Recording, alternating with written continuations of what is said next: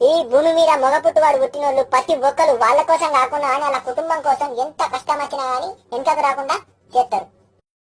మనం కామన్ గా మన ఊళ్ళు వింటాం, ఒక్కొక్కరు ఏమంటారంటే, ఏ నీకేంది మీ అన్న దేశం పోయిండు, నీకేంది మీ బాపు దుబాయ్ పోయిండు, ఏ నీకేంది మీ వాళ్ళందరు దేశాలలో ఉన్నారు, నెలగానే పైసలు పంపుతారు, నీకేంది దొరవు పటేలు అదృష్టవంతులు అని నోటికి వచ్చినట్టు మాట్లాడతారు.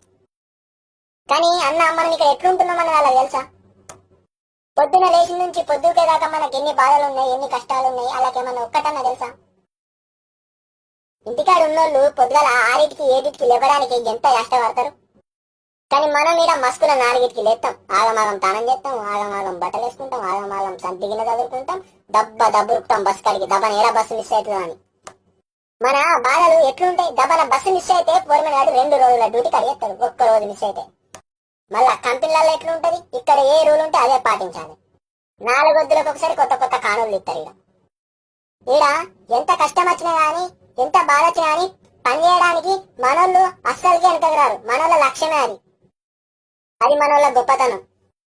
ఇక్కడ ఒకరికొకరికి తోడు నీడలా అందరితో కలిసి మెలిసి ఇడున్నన్ని రోజులలో తీసుకుంటా బతుకుతున్నాం. ఎప్పుడన్నా ఒక 10 నిమిషాలు టైం దొరికితే ఇంటికి ఫోన్ చేసి మంచి చెడులు తెలుసుకుంటాం. కానీ అన్న ఒక్కొక్కసారి భరించలేని బాధ.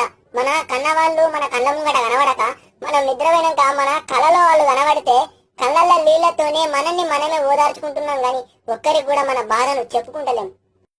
ఎందుకంటే మనం బాధపడుతున్నామని చెప్తే ఇక్కడ మనం ఒక్కరం బాధపడుతున్నాం, అక్కడ చెప్తే ఉన్న నలుగురు బాధపడతారని గుండె ధైర్యంతో బతుకుతున్నాం. ఆఖరికి అన్న ఒక్క దినమన్నా మర్చిపోలేని సంతోషం ఆ రోజు మనం ఇంటికి పోతున్నాం అన్నప్పుడు.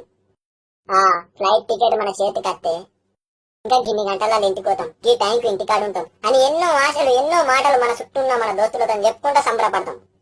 ఆ రోజు ప్రపంచాన్నే గెలిచినంత సంతోషం మన ముఖంలో కనబడుతుంది. ఇన్ని రోజులు చేసిన బాధ ఒక్క నిమిషంలో మర్చిపోతాం. అదే గల్ఫ్ అన్న.